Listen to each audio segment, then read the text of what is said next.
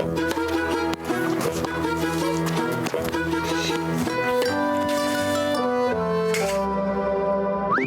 bello avere quello che ti serve quando ti serve. Con EasyBank, la banca digitale di Intesa Sanpaolo.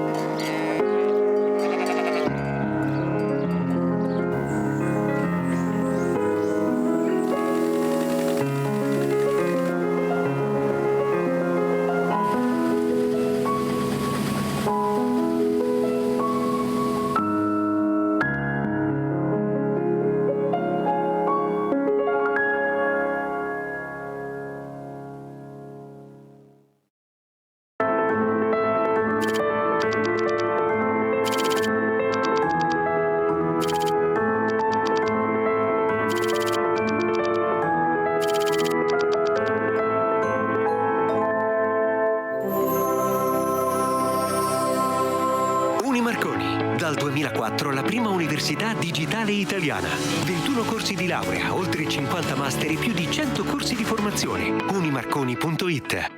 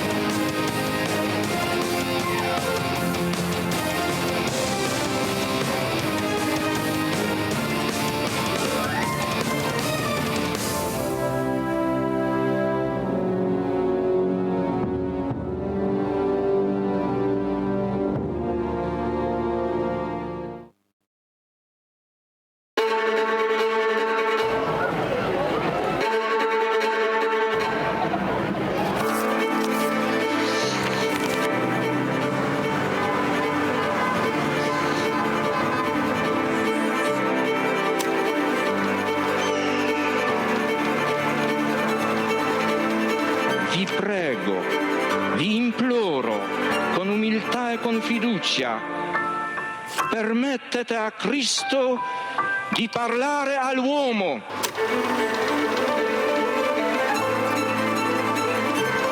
Don Gius aveva capito il problema che avevo. Se la tua vocazione è vero, il tuo lavoro verrà fuori anche dai sassi.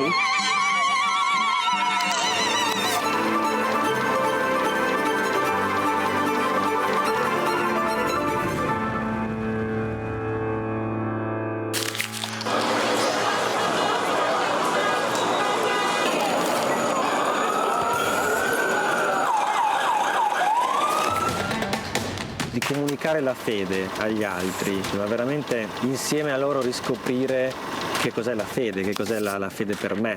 Portare Cristo agli altri, comunicarlo agli altri è l'unico modo che abbiamo per conoscerlo veramente.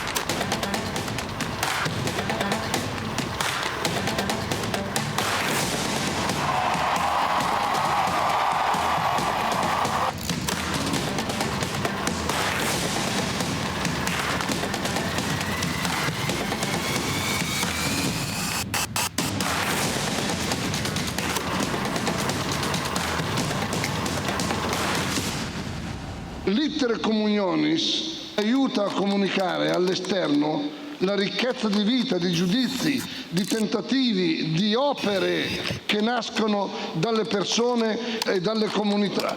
L'Iter Communionis è proprio la vita del movimento. Scrivete all'Iter Communionis le vostre esperienze, ci fate bene.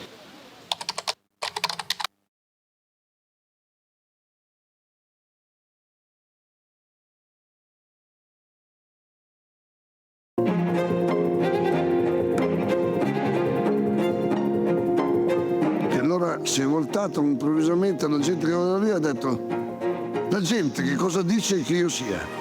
Chi dice che io sia? E voi chi dite che io sia?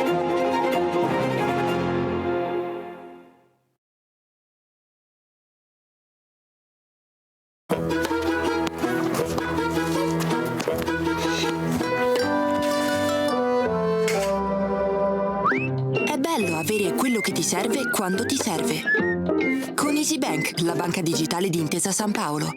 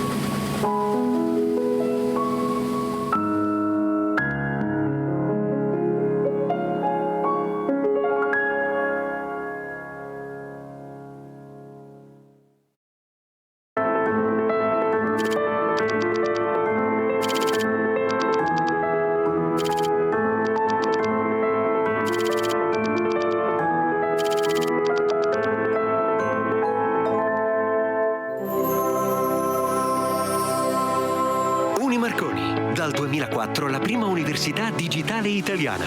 21 corsi di laurea, oltre 50 master e più di 100 corsi di formazione. Unimarconi.it.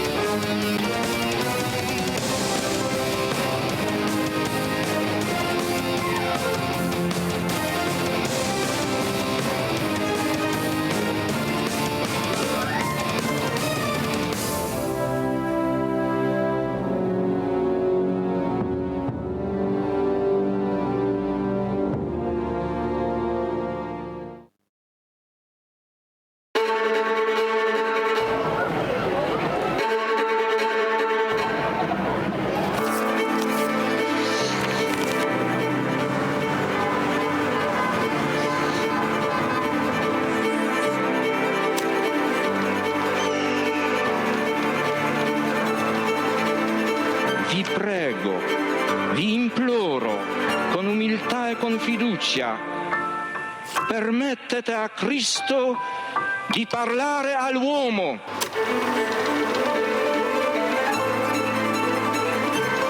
Don Gius aveva capito il problema che avevo. Se la tua vocazione è vero, il tuo lavoro verrà fuori anche dai sassi.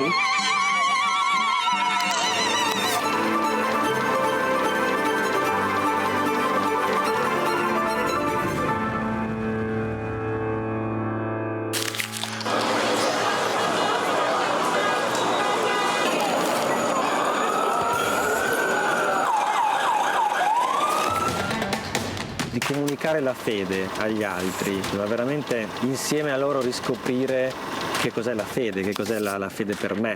Portare Cristo agli altri, comunicarlo agli altri è l'unico modo che abbiamo per conoscerlo veramente.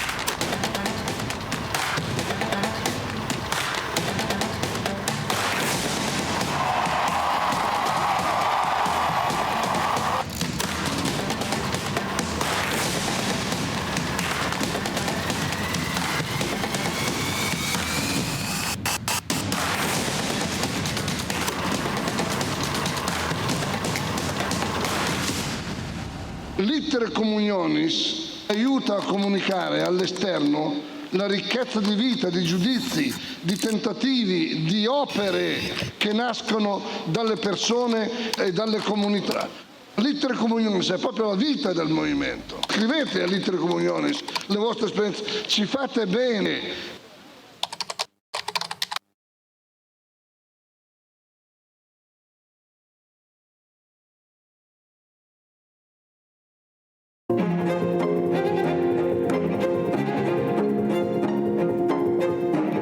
Si è voltato improvvisamente alla gente che era lì e ha detto: la gente che cosa dice che io sia?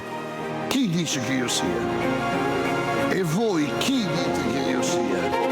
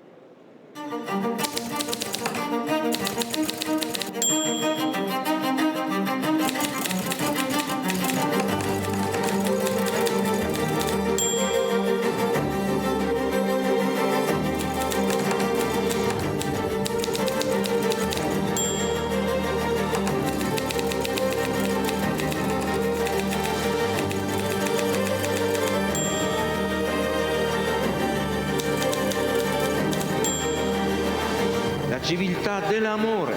Fratelli e sorelle, costruite senza stancarvi mai questa civiltà. Lavorate per questo, pregate per questo, soffrite per questo.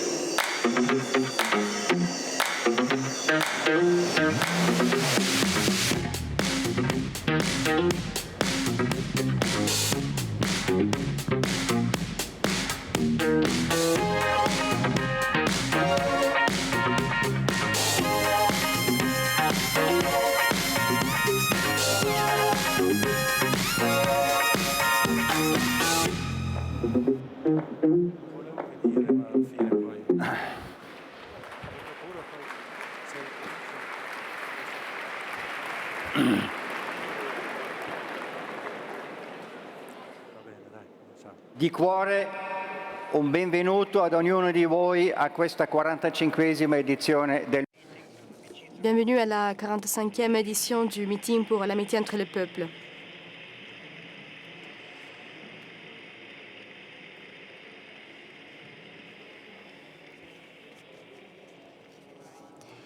Dans l'histoire de l'humanité, les changements culturels, sociaux, technologiques, économiques et politiques n'ont jamais été aussi décisifs et interdépendants entre eux, aussi rapides et accélérés comme les changements que nous vivons aujourd'hui. Mais comment affronter ces changements sans perdre les opportunités que ces changements portent, sans céder face à leurs aspects fascinants mais ambigus, sans céder face à l'indifférence? Comment pouvoir vivre sa vie parmi ces conditions et leur inconnu? Comment construire la paix pendant des guerres aussi atroces? Voilà les questions que nous ont amenés à choisir comme titre du meeting de cette année la provocation du grand auteur américain Cormac McCarthy. Si nous ne recherchons pas l'essentiel, alors que cherchons-nous? Les spectacles, les expositions, les conférences de ce meeting sont une invitation à découvrir ce qui est essentiel, ce qui nous permet aujourd'hui d'être libres, responsables, solidaires et qu'on ne peut pas être réduit face à une puissance ou un pouvoir. Pour être introduit à cette aventure qui nous unit, le Saint-Père, Pape François, a voulu nous envoyer un message pour nous soutenir et être à notre côté. L'évêque de Rimini, Monseigneur Niccolò Anselmi, est ici avec nous. Je le remercie pour sa présence ici.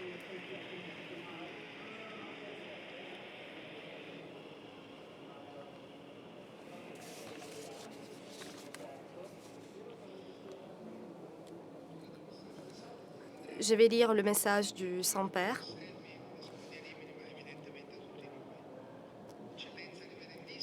Votre Excellence, Monseigneur Niccolò Anselmi, à l'occasion du 25e meeting pour l'amitié entre le peuple, le Saint-Père désire adresser à tous les participants un message de vœux, en souhaitant les organisateurs, les bénévoles et tous ceux qui prendront part à cet événement, dont le titre constitue un chaleureux appel à la responsabilité. Si nous ne recherchons pas l'essentiel, alors que cherchons-nous? Alors même que nous traversons des temps complexes, la recherche de ce qui constitue le centre du mystère de la vie et de la réalité est d'une importance cruciale. Notre époque, en effet, est marquée par des problématiques diverses et des défis considérables, face auxquels nous rencontrons parfois un sentiment d'impuissance, une attitude de renoncement et de passivité qui peuvent conduire à traîner sa vie et se laisser emporter par l'étourdissement de l'éphémère, jusqu'à perdre le sens de l'existence. Dans ce scénario, le choix de se mettre à la recherche de ce qui est essentiel est donc plus que jamais pertinent. Aussi, le pape François encourage la tentative de chercher, avec passion et enthousiasme, ce que la beauté de la vie fait émerger, en affrontant la question posée par Don Luigi Giussani, lorsqu'il affirmait courageusement « Le cœur est rongé par la sclérose », c'est-à-dire par la perte de la passion et du goût de vivre. La vieillesse à 20 ans, et même avant, la vieillesse à 15 ans. Voilà la caractéristique du monde d'aujourd'hui.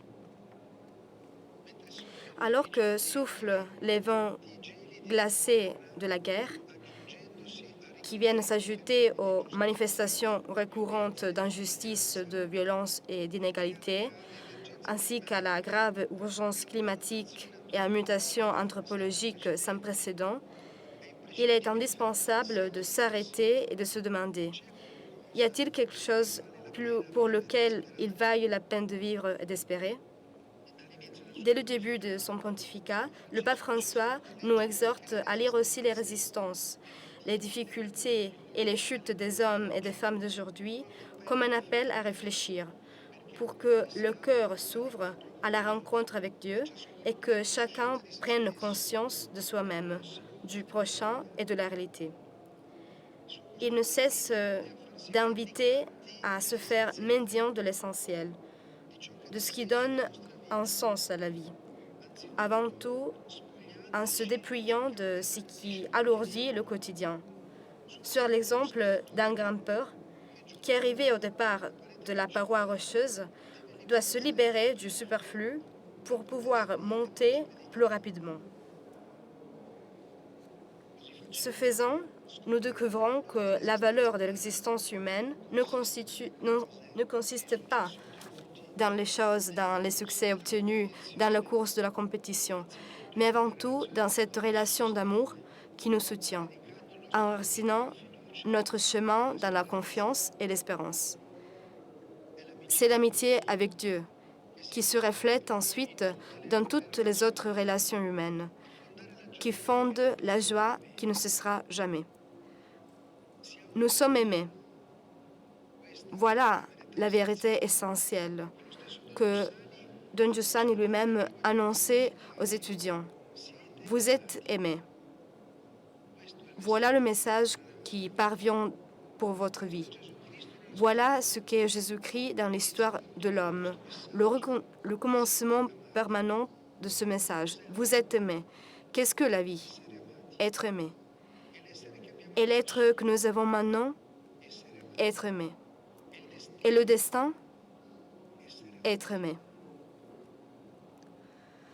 Sur la même longueur d'onde, le pape François rappelle que l'essentiel pour nous, le plus beau, le plus attirant et en même temps le plus nécessaire, c'est la foi dans le Christ Jésus. Le Seigneur seul, en effet, sauve notre fragile humanité et, au milieu des adversités, nous permet d'expérimenter une joie autrement impossible. Sans ce point d'ancrage, la barque de notre vie serait à la merci des vagues et risquerait de couler. Revenir à l'essentiel, qui est Jésus, ne signifie pas s'évader de la réalité, mais au contraire, c'est la condition pour se plonger réellement dans l'histoire, pour l'affronter sans enfuir le défi, pour trouver le courage de risquer et d'aimer, même lorsque cela ne semble pas en valoir la peine, pour vivre dans le monde sans aucune crainte. Comme l'écrivait l'archevêque Montini, « Tu nous es nécessaire, ô Christ, ô Seigneur, ô Dieu avec nous, pour apprendre l'amour véritable et avancer dans la joie et dans la force de ta charité, le long du chemin de notre vie éprouvante. » C'est donc dans cet esprit que le Saint-Père apprécie et partage le but du prochain meeting. Car viser l'essentiel nous aide à prendre en main notre vie et à en faire un instrument d'amour, de miséricorde et de compassion, en devenant signe de bénédiction pour le prochain. Face à la tentation du découragement, à la complexité de la crise actuelle et en particulier au défi d'une paix qui semble impossible, le Saint-Père exhorte chacun à devenir un acteur responsable du changement, en collaboration activement à la mission de l'Église, pour donner vie ensemble à des lieux dans lesquels la présence du Christ puisse être vue et touchée. Cet engagement choral peut générer un monde nouveau, où l'amour qui s'est manifesté à nous en Jésus-Christ triomphe enfin, et où la planète entière devient temple de fraternité. Le pape François souhaite que le riche programme du meeting, dans la multiplicité des propositions et des langages, puisse susciter chez beaucoup le désir de devenir chercheur de l'essentiel et faire fleurir dans le cœur la passion pour l'annonce de l'Évangile, source de libération de tout esclavage et force qui assainit et transforme l'humanité. À tous, organisateurs, bénévoles et participants, il envoie de tout cœur sa bénédiction en demandant la faveur de prier pour lui. En nous jetant aussi mes vœux personnels, je profite de la circonstance pour vous confirmer mes sentiments de respect distingué. Votre Excellence, Cardinal Pietro Parolin, secrétaire d'État.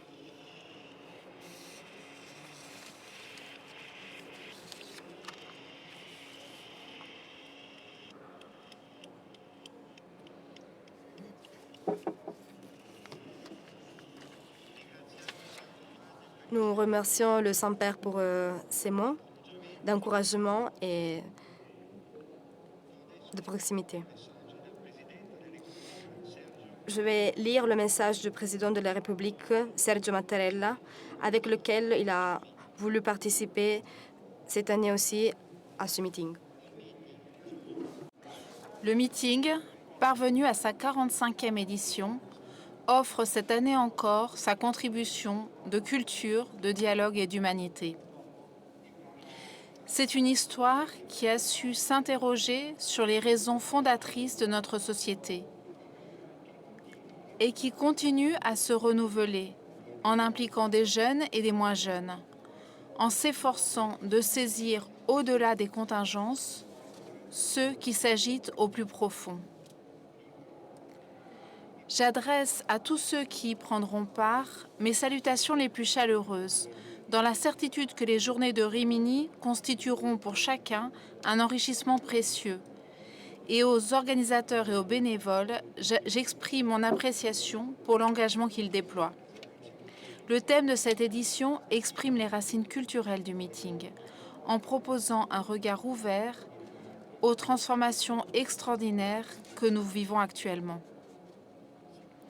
On veut rechercher l'essentiel justement au moment où les flux globaux d'informations deviennent des fleuves en crue, tandis que les sciences technologiques nous montrent des solutions encore inimaginables hier, tandis que les opportunités offertes aux individus reproposent le mirage trompeur de l'omnipuissance de l'homme. Pourtant, face à tant de nouvelles chances pour l'humanité, nous touchons du doigt l'horreur, les atrocités et l'escalade des guerres, les volontés de domination, avec un retour dramatique vers le passé, des sentiments de peur, de défiance, parfois d'indifférence. Fréquemment, la rancœur et la haine aussi se représentent à nous. Voilà pourquoi il est essentiel de remettre la personne au centre, le désir de vie et de plénitude dans la relation avec la communauté. Parce que l'essentiel ne réside pas dans le moi séparé, suffisant, mais dans la rencontre avec l'autre, dans la découverte des vérités dont l'autre est porteur, et donc dans le fait d'avancer ensemble dans le lendemain auquel penser et qu'il faut construire.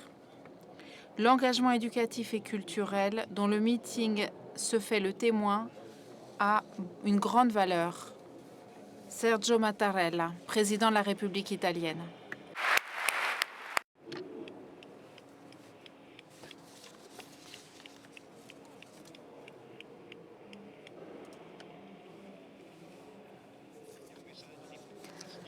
C'est un message de confiance de la part du président et nous le remercions pour ce message. Nous sommes profondément reconnaissants d'ouvrir ce meeting avec une personne qui, jour après jour, d'une façon dramatique, rencontre le défi de l'essentiel dans un lieu où la douleur est bien présente et le futur est vide de perspective, où la foi demande d'être réaccueillie d'une façon de plus en plus radicale et où l'espoir devient une vertu héroïque. Avec vous, je remercie le patriarche de Jérusalem, sa béatitude le cardinal Pierbattista Pizzaballa.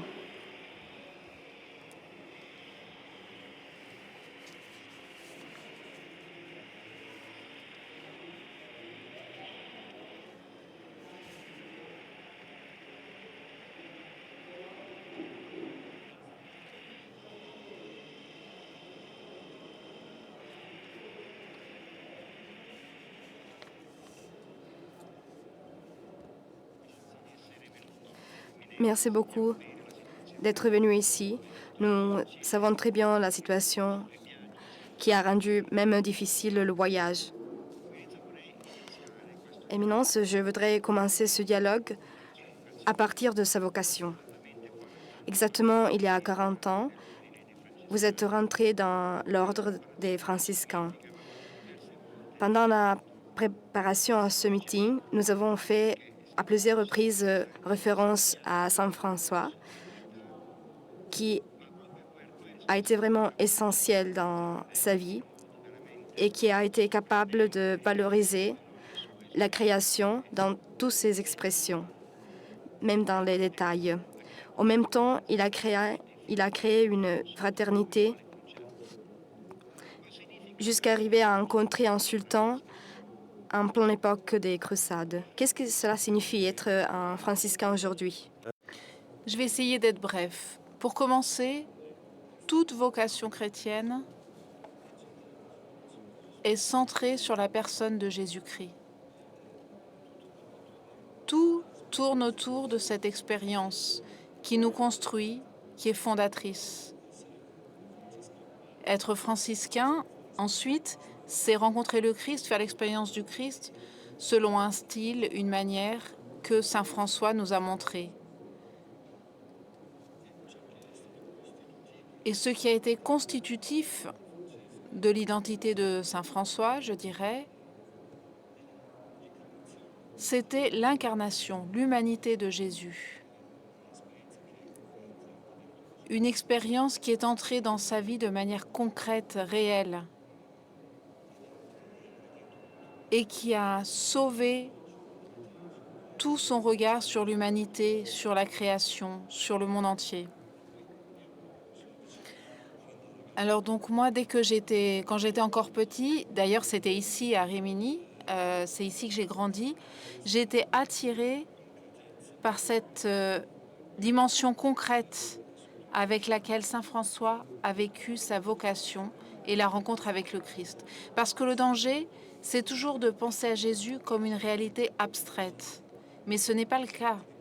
Il n'y a rien de plus réel que la rencontre avec le Christ. Et aujourd'hui, on le voit à la manière dont je suis habillée, je suis dans une réalité différente.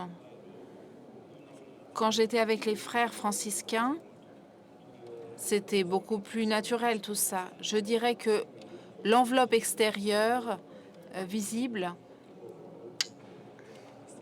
aujourd'hui, je dois apporter cette expérience de la rencontre avec le Christ à l'intérieur de la réalité que je vis aujourd'hui en tant que pasteur de l'église de Terre Sainte à Jérusalem, qui vit dans une situation depuis toujours très particulière, très difficile et conflictuelle. Donc la question pour moi aujourd'hui, qu'est-ce que c'est qu'être franciscain? Pour moi, avant tout personnellement, c'est me demander constamment qu'est-ce que Jésus me dit dans ce moment précis. Ça doit devenir le critère de lecture des situations de douleur, de division, de difficulté, dans tous les sens. Faire en sorte que ce que je vis passe à travers cette expérience qui doit continuer à être fondatrice dans ma vie. Et puis, au niveau personnel, ça c'est au niveau personnel. Ensuite, essayer de transmettre cette expérience à ma communauté ecclésiale. aider, surtout dans ce contexte vraiment lacéré et polarisé, essayer de dire « attendons, partons du Christ ». Chaque décision, chaque évaluation, chaque mot, chaque parole à dire doit être compatible avec cette expérience, cette amitié. Pour moi, être franciscain aujourd'hui, c'est ça. Votre ordre vous a envoyé à Studium Biblicum Franciscanum à Jérusalem. Et vous avez étudié l'Écriture sainte et vous avez commencé un dialogue avec les Juifs et les musulmans. Ce dialogue interreligieux a été vécu d'une façon très personnelle. Quel impact a eu? Je l'ai dit déjà au meeting il y a quelques années, ça a été un passage très important, personnel pour moi. Je viens de la région de Bergame. À l'époque, on était catholique encore même avant de naître. Et les curés, le curé était une sorte d'empereur dans ces petits villages de la banlieue de Bergame. Et puis de là, je suis entrée au séminaire ici à Rimini, quand j'avais 11 ans, c'est le séminaire mineur, chez les frères franciscains. Bon, je ne vais pas tout raconter, mais j'ai grandi dans un contexte qu'on pourrait qualifier d'hyper-catholique, où le catéchisme, la formation était entièrement catholique. Et donc, on était en quelque sorte dans un cocon catholique. Et puis quand je suis allée à Jérusalem, ça a été le premier impact où je me suis rendu compte que la plus grande partie des gens, non seulement n'étaient pas catholiques, mais même pas chrétiennes. Et puis ensuite, j'ai été envoyée par mes supérieurs de l'époque à utiliser à l'université hébraïque. Et j'étais le seul chrétien de ma classe. Et tous les autres étaient juifs, on étudiait l'écriture sainte. Et alors, eux, c'était des juifs religieux, ils étudiaient l'écriture sainte. Donc ils étaient, même parmi les juifs, ils étaient religieux. Et donc, donc bien sûr, c'était les premières questions. Mais toi, tu es chrétien, qu'est-ce que ça signifie d'être chrétien? Qui est Jésus? Alors, on a commencé par amitié à lire l'Évangile ensemble. Et ça, pour moi, ça a été un passage important. Et ça, je crois que c'est le vrai dialogue interreligieux. Moi qui avais étudié, j'étais catholique avant de naître, donc je savais toute la vie de Jésus, je savais répondre à toutes les questions grâce au catéchisme, etc. Mais je me suis rendu compte qu'à leurs questions sur Jésus, je ne savais pas répondre. Ou du moins, je répondais, mais ils ne comprenaient pas. Mes réponses étaient pensées, construites pour ceux qui étaient déjà catholiques. Mais pour quelqu'un qui n'était pas catholique ou chrétien, c'était incompréhensible. Pour donner un exemple, il y a eu un moment que je n'oublierai jamais, qui a été très important pour moi et qui a refondé ma foi et ma vocation. Shulamit, un ami qui était juif, un rabbin, marié, etc., avec qui je suis encore en contact, il m'a dit « Moi, je dois travailler le soir, j'arrive pas à venir toutes les semaines pour lire l'Évangile, mais je dois interrompre. Mais j'ai une question à te poser. Maintenant qu'on a brisé la glace entre nous, Jésus est fascinant. L'Évangile, c'est un très beau livre. Je ne trouve rien de problématique dedans, sauf une seule chose qu'il faut que tu m'expliques, la résurrection. Même sans la résurrection, Jésus est un personnage fascinant. L'Évangile reste un livre très important. Pourquoi il faut que vous le fassiez ressusciter? Il avait tout compris. Et ça m'a mis en crise. Elle a été mise en crise parce que, à ma réponse, elle n'a pas compris et j'ai compris dans son regard qu'elle n'avait pas compris. Et alors, on s'est quitté comme ça. Et pour moi, ça, c'est quelque chose qui m'a rongée. J'ai pas été capable d'expliquer la résurrection. Mais cette femme juive qui ne croyait pas dans le Christ m'a redonné un aspect de ma foi duquel je n'avais pas pleinement conscience, la résurrection. Et là, on comprend que la résurrection, elle ne s'explique pas, elle se rencontre. Dans l'Évangile, la résurrection n'est pas décrite, mais on a la rencontre avec le ressuscité. Le dialogue interreligieux, pour moi, c'est ça. C'est la rencontre entre des personnes qui ont une expérience de foi différente, mais qui, quand on la partage, permettent de mieux illuminer ce que tu es toi-même et mieux connaître l'autre. Et ça, c'est une expérience dont nous avons extrêmement besoin. Merci.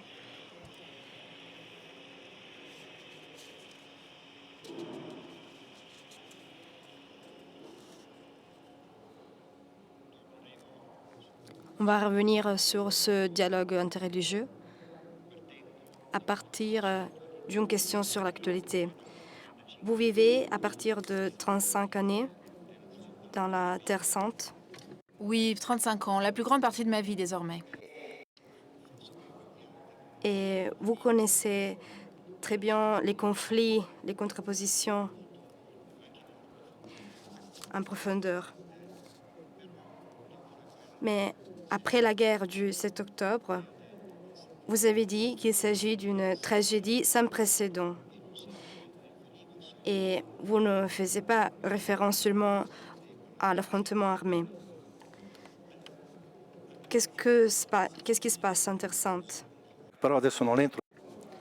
Alors, je ne vais pas rentrer dans la chronique militaire parce que je pense que vous pouvez le suivre en permanence. Même si nous sommes à un moment décisif avec le dialogue qui est en cours. Je ne sais pas si on peut parler de dialogue, mais avec ce qui se passe actuellement. Je dois dire que l'impact qu'a eu cette guerre sur les deux populations, israélienne et palestinienne, est unique. Il n'a pas de précédent. Pour Israël, ce qui s'est passé, les interprétations sont différentes. Je ne vais pas rentrer dans le détail, mais pour Israël, ce qui s'est passé le 7 octobre, c'est un choc incroyable. Israël est né comme un pays où les Juifs sont à la maison, sont chez eux et sont en sécurité. Et le 7 octobre, ils ont compris qu'ils n'étaient pas en sécurité. Bien entendu, pour les Palestiniens, ensuite, c'est évident. Pour le monde entier, tout ce qui se passe à Gaza, c'est quelque chose qui n'a jamais été vu avant. Donc un impact énorme qui a conduit à leur exaspération, des sentiments qui existaient déjà, mais qui sont devenus maintenant le langage commun, la haine, la rancœur, la vengeance, la justice comprise comme vengeance, une défiance profonde, l'incapacité à reconnaître l'existence de l'autre. Il y a un passage dans le livre d'Isaïe, au chapitre 47, les versets 8 à 10, sur lequel je suis souvent revenue ces derniers mois. Isaïe parle contre Babylone, Babylone de l'époque, Babylone qui disait, et c'était l'accusation d'Isaïe, Babylone disait « moi et personne d'autre, y compris Dieu ». Babylone disait cela. Et j'ai l'impression que c'est ce qu'on dit aujourd'hui, moi et personne d'autre. Le refus de l'existence de l'autre. C'est un langage de refus de l'autre qui est devenu un matériau quotidien qu'on respire dans les médias, dans les réseaux sociaux, etc. Et qui est vraiment dramatique. La guerre aura une fin. J'espère qu'avec les négociations en cours, on arrive à quelque chose. J'ai quelques doutes, bien sûr. Mais en tout cas, c'est le dernier train. Si on n'arrive pas à arriver à un cessez-le-feu maintenant, ce sera vraiment dramatique. Vraiment dramatique. Nous sommes à un moment décisif. On peut aller vers un cessez-le-feu ou vers une dégénération. Tout dépendra des prochains jours. C'est pour ça que j'ai demandé, c'est vraiment important de prier. C'est la dernière chose qui nous est restée. Mais d'une manière ou d'une autre, la guerre aura une fin. Mais reconstruire cette défiance, cette attitude de défiance, de haine, de mépris profond, sera une difficulté immense qui devra nous mettre tous à l'œuvre. Et quel est le rôle des responsables des différentes religions? Ils ont un rôle très important. Disons qu'en ce moment, le dialogue interreligieux est en crise. Et c'est une ligne de partage des eaux, le dialogue interreligieux. C'est clair que les juifs et les musulmans ne peuvent pas se rencontrer actuellement, en tout cas pas publiquement. Et même au niveau institutionnel, on a du mal à se parler. Et ça, c'est une grande douleur pour moi personnellement. Le dialogue religieux, dans ces décennies, a produit des documents magnifiques. Le dernier à Abu Dhabi, ou l'un des derniers, sur la fraternité d'Abu Dhabi. Mais c'est une donnée de fait. Actuellement, nous ne pouvons pas nous rencontrer et nous parler. Donc, disons que tout ce qui a été fait jusqu'à présent est important. Il ne faut pas le jeter à la poubelle, mais nous aurons besoin, plus tard, de recommencer avec une nouvelle phase. Le dialogue interreligieux devra peut-être être moins d'élite et plus de communauté. Il doit arriver au territoire. Si nous n'arrivons pas à nous comprendre maintenant, c'est parce que c'est aussi pour cela. Et puis, pour répondre à votre question, les leaders religieux, les responsables, ont une grande responsabilité.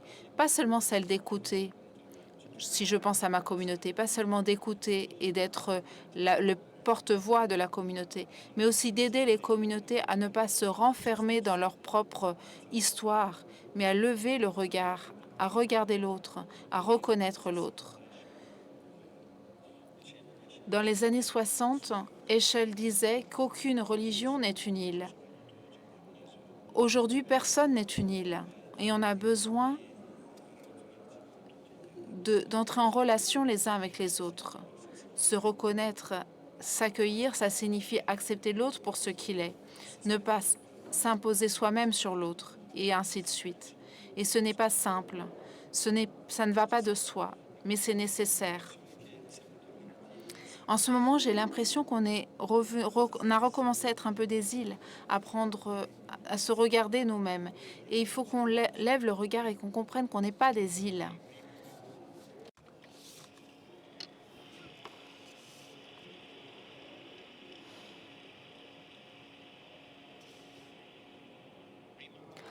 Tout d'abord, comme custode de Terre Sainte et maintenant comme patriarche de Jérusalem, vous avez toujours été responsable de communauté. Oui, malheureusement. Sì, capisco. La question est que vous avez eu une responsabilité encore plus grande que les autres parce que vous devez guider des communautés où il y a des personnes qui appartiennent à des communautés très différentes, des Israéliens, des Palestiniens, mais aussi d'autres. Qu'est-ce que cela signifie vivre la communion chrétienne lorsqu'on appartient à des peuples politiquement très divisés?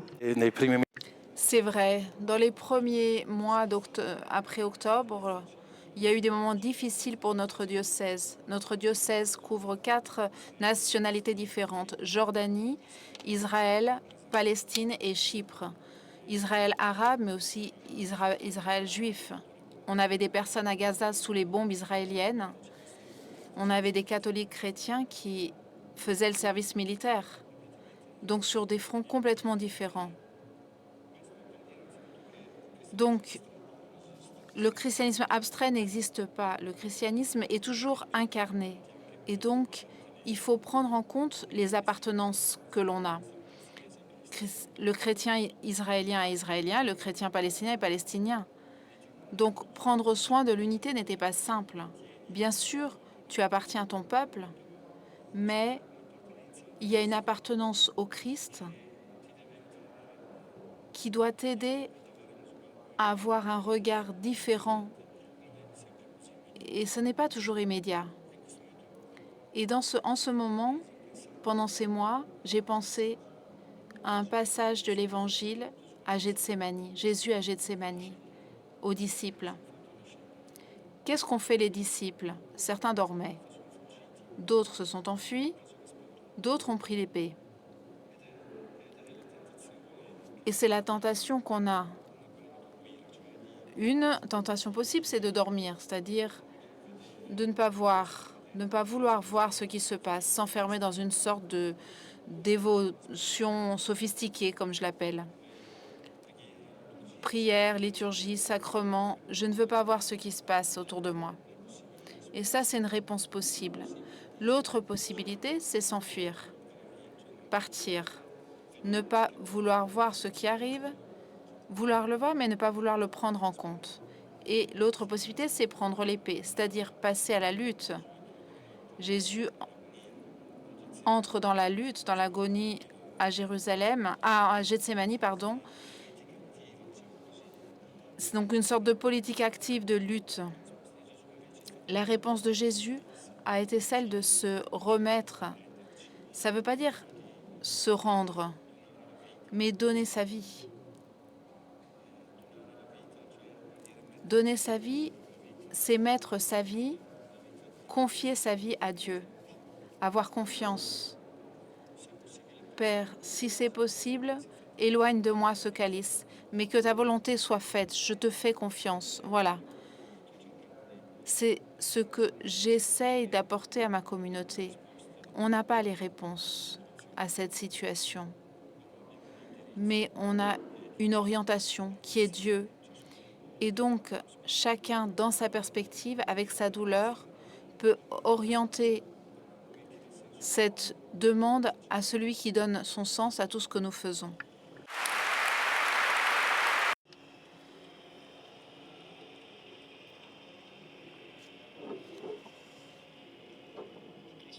Les chrétiens sont presque 3% de la population Terre Sainte et ce chiffre a été réduit par rapport au passé.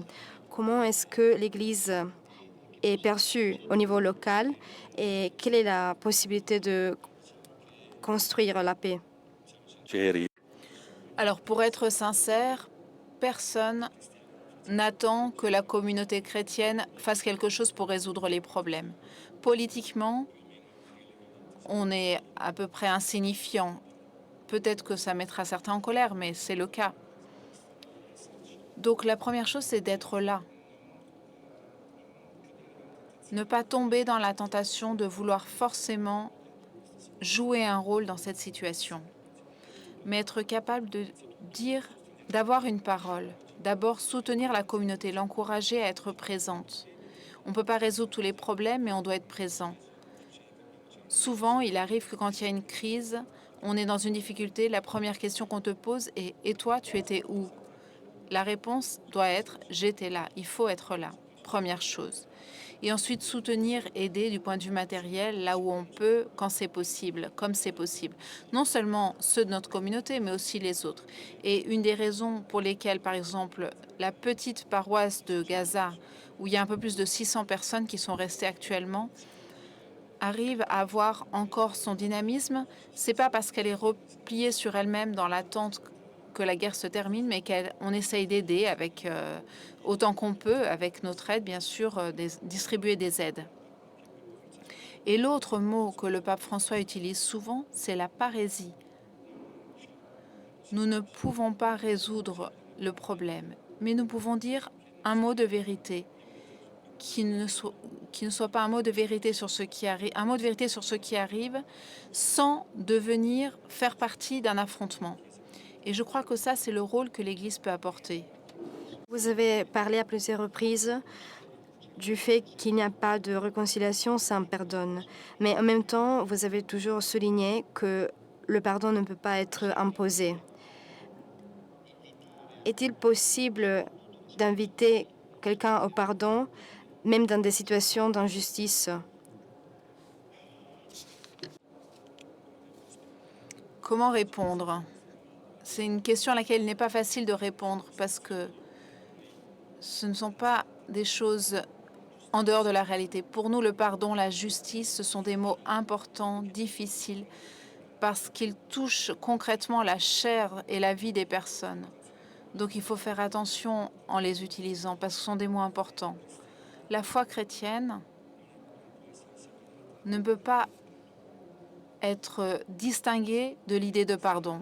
La foi chrétienne est la rencontre avec le Christ, et cette rencontre est une rencontre qui te sauve et qui te pardonne. En rencontrant le Christ, en rencontrant Dieu, la première expérience que l'on fait, c'est qu'on est pécheur. Mais cette expérience, cette conscience d'être pécheur, n'est pas une condamnation, c'est une annonce de salut. Ce péché a été sauvé, il n'a plus de valeur face à Dieu. Au niveau personnel, le pardon et la justice sont presque synonymes. Jésus, sur la croix, n'a pas attendu qu'on fasse justice pour pardonner. Il a pardonné. Et il y a eu dans l'histoire des personnes qui, même face au peloton d'exécution, tout en étant innocents, pardonnaient.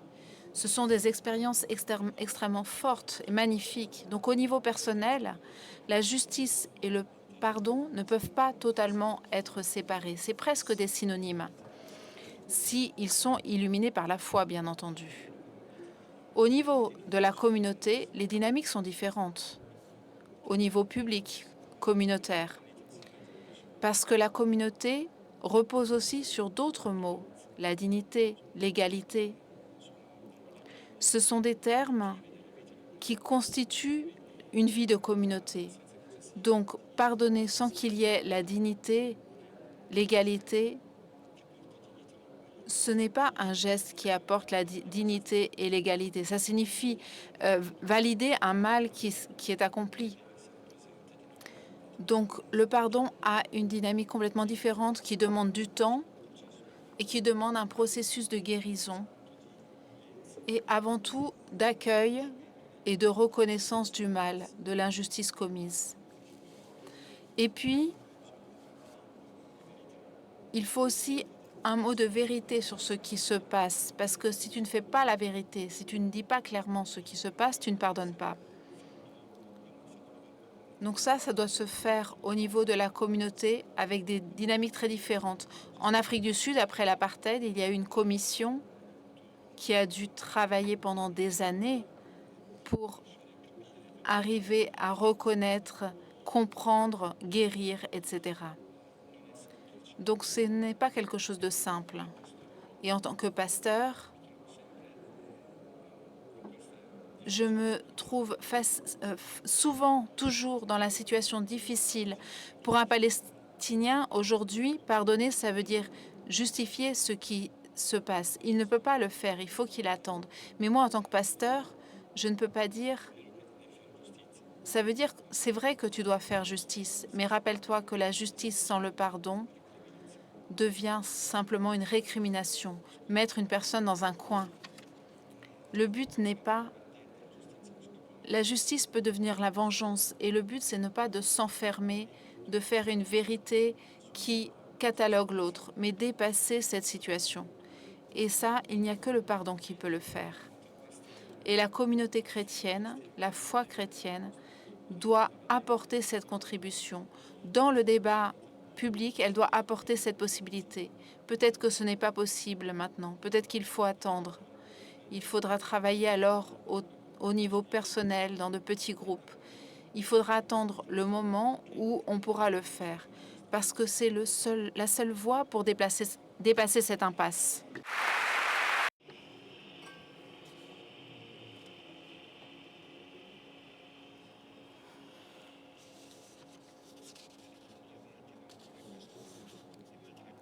Pour aller plus loin dans cette thématique très difficile, je voudrais vous poser encore une question. Beaucoup d'haines ont des racines très profondes, difficiles à éliminer. Face à cela, le pape François a demandé une mémoire pénitentielle et vous aussi, vous avez parlé de purification de la mémoire. Qu'est-ce que vous entendez dire par cette expression? Alors, très brièvement, quand j'étais enfant, maintenant, c'est des choses qu'on ne fait plus malheureusement, mais quand j'étais enfant, on m'enseignait à faire l'examen de conscience. Vous êtes moderne, vous ne faites plus ces choses-là, mais j'étais enfant, je ne savais pas ce qu'était le péché, mais les sœurs me disaient, je disais, qu'est-ce que je dois dire? Et on me disait les péchés que j'avais faits. C'était une formation, une éducation pour prendre conscience du fait que dans notre propre vie, tout n'est pas limpide et clair et sain. Alors, purifier la mémoire, c'est tout d'abord prendre conscience. Et une autre chose, d'ailleurs. Aujourd'hui, j'ai presque 60 ans. J'ai conscience que certaines choses que j'ai faites il y a 20 ans, 30 ans, 40 ans, je n'aurais pas dû les faire. Elles n'étaient pas bonnes. Mais à cette époque-là, je ne m'en rendais pas compte. Donc, purifier sa mémoire, c'est avoir la conscience qu'on a toujours besoin de nous relire, de relire nos relations, aussi à la lumière des nouvelles relations, de la conscience qu'on acquiert, et prendre conscience que je peux m'être trompée, je peux avoir fait une lecture du passé qui justifiait peut-être certains gestes et qui aujourd'hui sont dépassés, etc. Donc, purifier la mémoire, ça ne signifie pas tout effacer, ça ne signifie pas renoncer surtout ou s'annuler, ce n'est pas ça. Mais c'est prendre conscience que j'ai besoin de me relire constamment, de relire mon histoire à la lumière de la conscience actuelle. Et ça peut aider dans la relation avec l'autre, en particulier quand on touche les thèmes des relations avec l'autre. Dans nos relations avec l'hébraïsme, par exemple, dans le passé, aujourd'hui, on a pris conscience du mal que nous avons fait. Donc ça ne signifie pas s'annuler, nous, en tant que personne. Mais prendre cette conscience, ça me permet de relire aujourd'hui, de reconstruire ces relations sur un modèle différent, qui n'est pas celui du passé.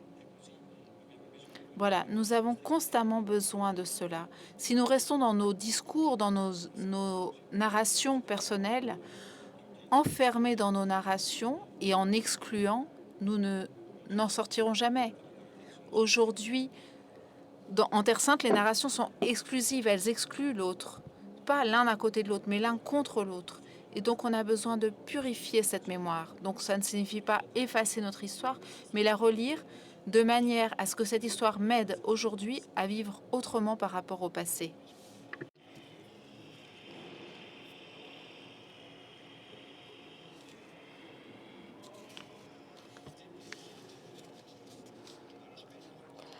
Par rapport à cette purification de la mémoire, nous avons tous nous avons pensé à une purification même au niveau laïque. Face à un phénomène historique tel que l'antisémitisme, qui vient de retourner. Il ne s'agit pas seulement d'une critique envers le gouvernement israélien. Beaucoup d'étudiants vivent à nouveau ce phénomène. Comment est-ce qu'on l'explique? C'est un drame, l'antisémitisme. Un conte, c'est critiquer la politique d'un gouvernement, et ça peut être légitime. Mais un conte, c'est de dire tu ne peux pas être juif. Ça, c'est inacceptable. Et ça doit être condamné. Et ici encore, comme je le disais, ce sont des narrations qui excluent pro-palestinienne, pro-Israël, l'un exclut l'autre, etc. Donc, là encore, la responsabilité des religieux est importante. Il faut éviter, même si l'antisémitisme actuel a une empreinte plus politique que religieuse, mais il est important d'éviter de devenir instrumentaux et créer cette culture de relation, d'accueil l'un envers l'autre, où personne n'est exclu. L'antisémitisme est un peu un critère qui permet de voir les modèles sur lesquels une société se maintient et se construit. quand on dit toi parce que tu es juif ou toi tu es musulman parce que c'est le cas aussi, ou toi en tant que chrétien tu n'as pas le droit d'être exclu, tu as le droit d'être exclu, dans ce cas-là c'est un moment de grande décadence de la société parce qu'on construit contre et pas avec. Dans beaucoup d'images qui nous voyons à partir de Gaza, dans toutes ces images, il y a quelque chose qui nous pose une question pour laquelle je vous demande si vous avez une réponse. La souffrance des enfants, parce que voir des enfants sans nourriture, sans parents traumatisés, cette souffrance des innocents, est-ce que cela a une réponse? Non. Ces dernières années, il me semble que nous avons parfois réduit la foi, en tout cas c'est un risque, réduire la foi à quelque chose, une panacée qui résout tous les problèmes, une appartenance à l'Église comme une communauté parfaite. Mais ça n'est pas le cas. Même dans la foi chrétienne, il reste un moment tragique qui est là. Nos questions, nos interrogations sont celles de tout le monde. Pourquoi? Pourquoi nous le savons? C'est la méchanceté de l'homme qui accomplit ces actions. Ça n'a pas de sens de demander à Dieu de rendre compte de ce que nous faisons. Ça ne résout pas le problème, le drame, l'élément tragique de la foi. Et dans la foi, nous ne pouvons que adresser ces questions à Dieu, rester dans ces interrogations qui nous aident à faire tout ce qui est possible pour que ça n'arrive pas ou pour qu'avec des gestes d'amour, on puisse autant que possible compenser cette douleur, cette dimension tragique que nous voyons dans les images de Gaza et dans d'autres endroits du monde. Mais la foi n'est pas une réponse à toutes les questions. La foi est une relation dans laquelle toutes les questions ont une place. Merci, merci beaucoup.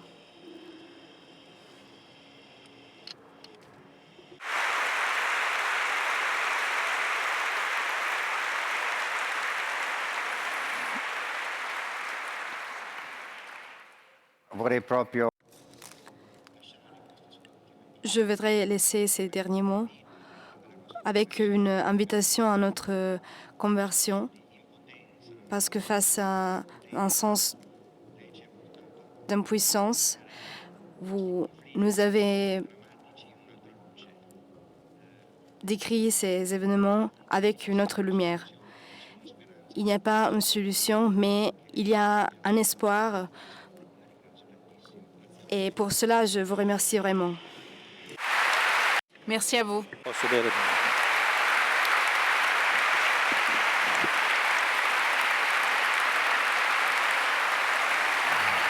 Grazie. Merci. Merci.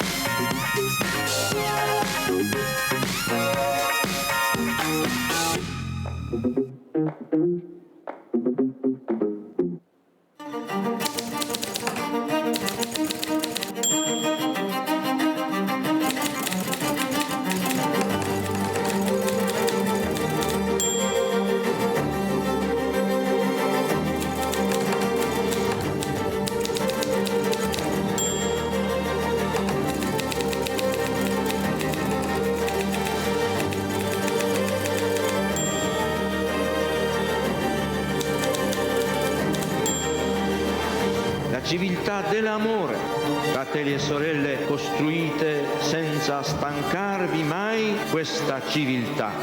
Lavorate per questo, pregate per questo, soffrite per questo.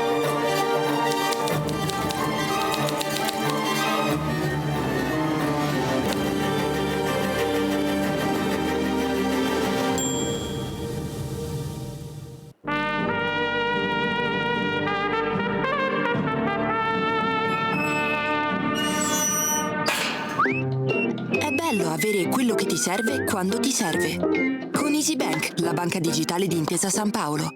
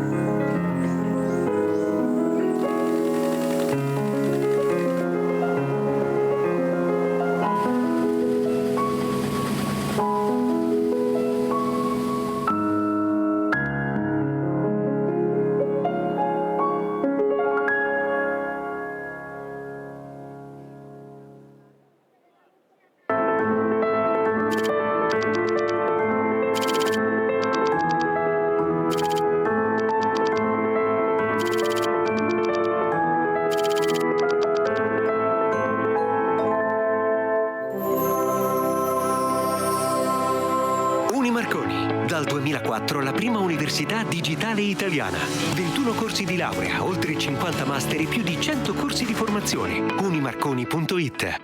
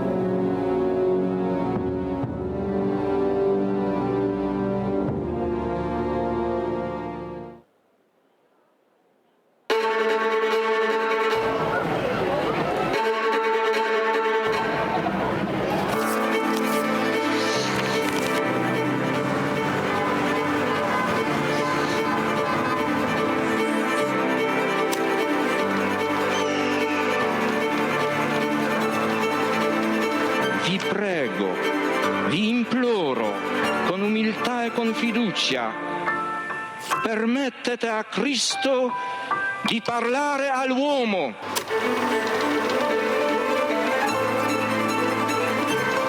Don Gius aveva capito il problema che avevo. Se la tua vocazione è vero, il tuo lavoro verrà fuori anche dai sassi.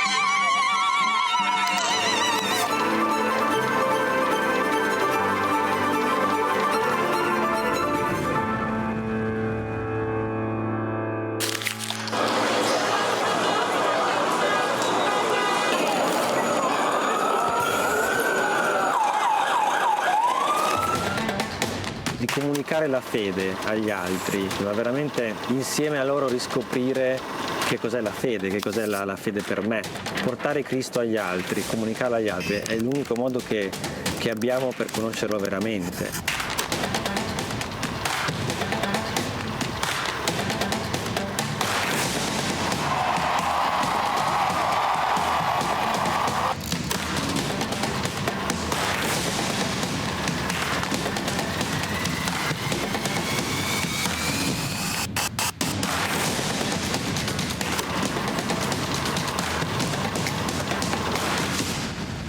L'iter communionis aiuta a comunicare all'esterno la ricchezza di vita, di giudizi, di tentativi, di opere che nascono dalle persone e dalle comunità.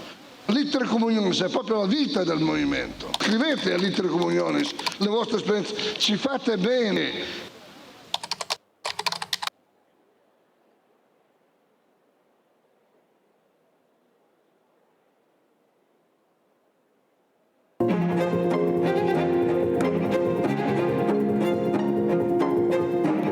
Allora si è voltato improvvisamente alla gente che era lì e ha detto: la gente che cosa dice che io sia? Chi dice che io sia?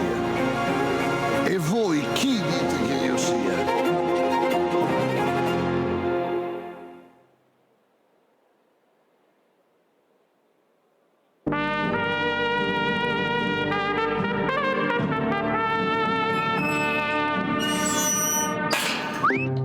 È bello avere quello che ti serve quando ti serve. Con EasyBank, la banca digitale di Intesa San Paolo.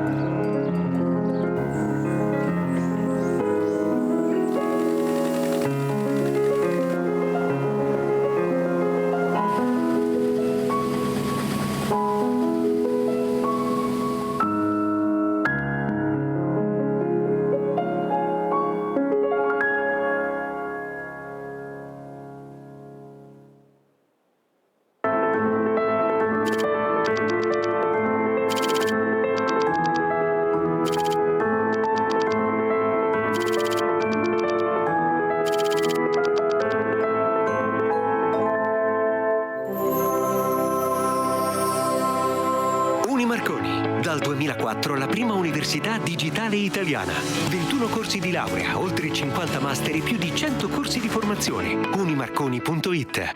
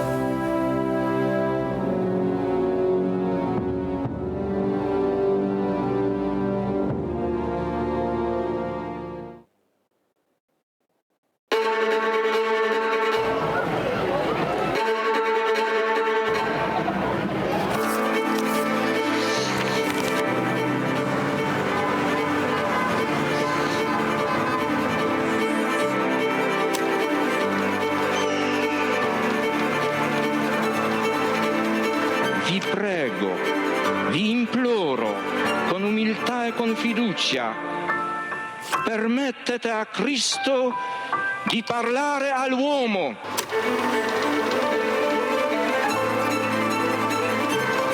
Don Gius aveva capito il problema che avevo. Se la tua vocazione è vero, il tuo lavoro verrà fuori anche dai sassi.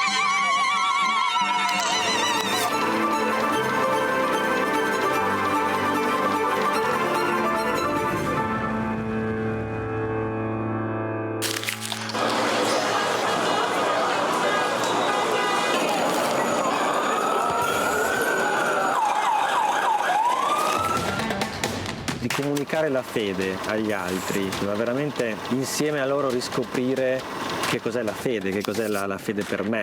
Portare Cristo agli altri, comunicarlo agli altri è l'unico modo che abbiamo per conoscerlo veramente.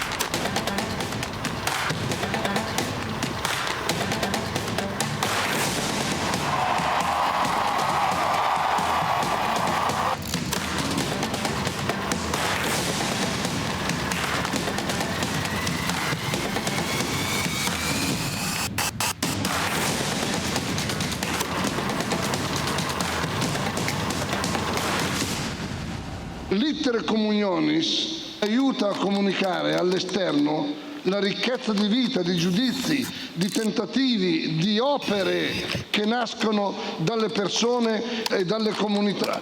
L'iter communionis è proprio la vita del movimento. Scrivete all'iter communionis le vostre esperienze, ci fate bene.